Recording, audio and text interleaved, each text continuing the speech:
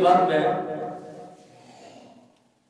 دیکھ رہا تھا، حضرت عیسیٰ علیہ السلام اللہ کے نبی، آپ کا گزر ایک ریوڑ کے پاس سے ہوا، ایک چراگاہ کے پاس سے ہوا، وہاں مختلف قسم کے جانور چر رہے تھے، پیڑیں تھی، بکریاں تھی، اونٹ تھے۔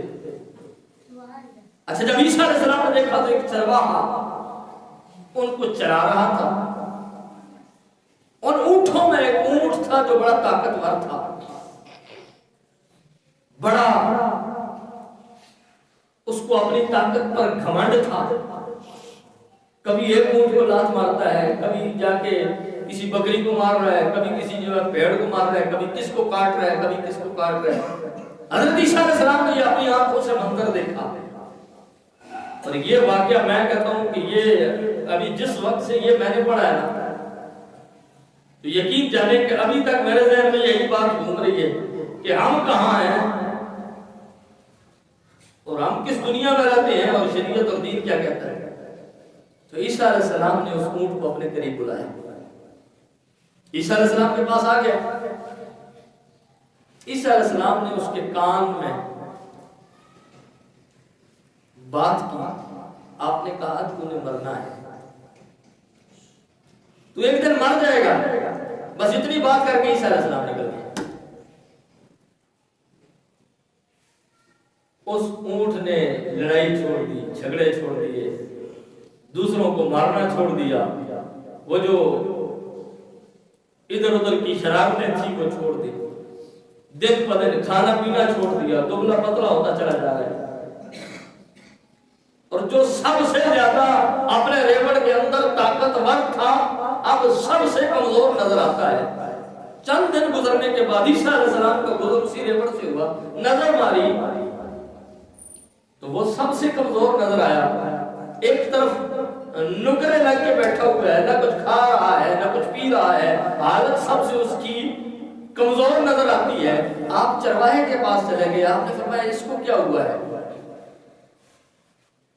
یہ کیوں کمزور ہو گیا ہے؟ یہ تو میں دیکھ کر گیا تھا کہ بڑا طاقتور تھا، بڑا سرکش تھا، یہ کسی کو کچھ سمجھتے ہی نہیں تھا، کبھی ایک کو مارنا، کبھی دوسرے کو مارنا، کبھی کسی کو کاٹ رہا ہے، آج اس کی یہ حالت کیسے ہو گئی؟ انہوں نے کہا جی جناب پتہ مجھ کو بھی کچھ نہیں ہے، اتنا میں جانتا ہوں کہ ایک بندہ آیا تھا، اس نے اس اونٹ کو اپنے پاس بلایا تھا، اس کے کان میں کچھ کہا تھا، وہ کہہ کر چلا گیا، اس کے بعد اس نے کھانا بھی چھوڑ دیا ہے، پینا بھی چھوڑ دیا ہے، لڑائیاں جھگڑے بھی چھوڑ دیے ہیں، باقی سارے معاملات وہ ختم کر دیے ہیں، بس ایک طرف بیٹھا رہتا ہے اور سر جھکا کے بیٹھا رہتا ہے۔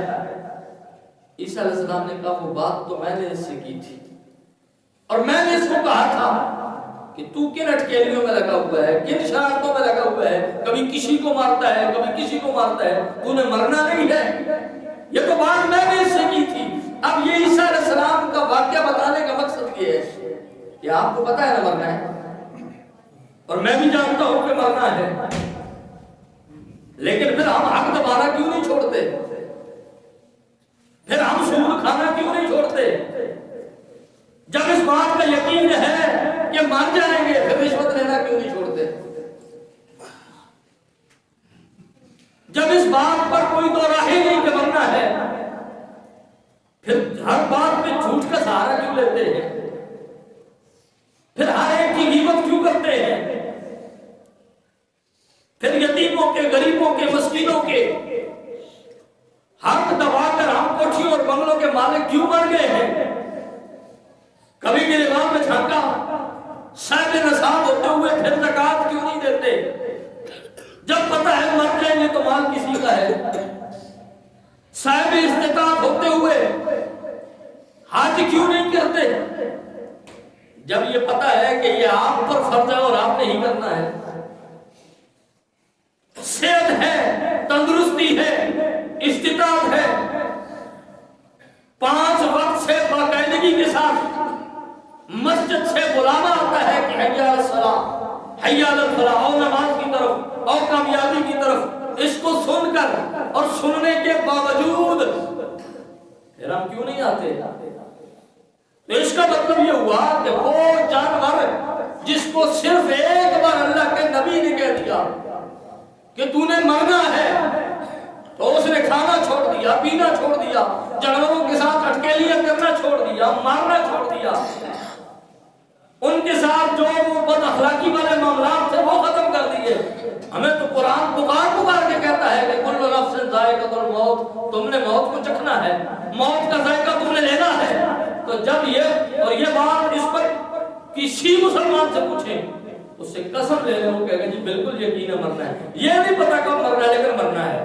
اور اگر کوئی کہے کہ جی نہیں مرنے ہی نہیں ہے تو پھر تو وہ مسلمان رہتے ہی نہیں ہے۔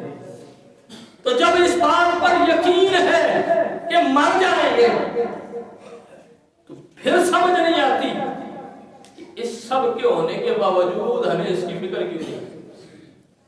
اور یہ بات بھی ذہن کے اندر رکھیں، حضرت انس بن مالک رضی اللہ تعالیٰ عنہ فرماتے ہیں، صحابی رسول ہیں، حضور کریم نبی صلی اللہ علیہ وسلم کے خادم خاص ہیں۔ حضرت انس بن مالک فرماتے ہیں دن میں 70 بار اسرائیل علیہ السلام بندوں پر نظر ڈالتے ہیں۔ تم یاد کرو نہ کرو، اسرائیل ہر روز تم پر نظر ثانی کرتا ہے، تمہیں دیکھتا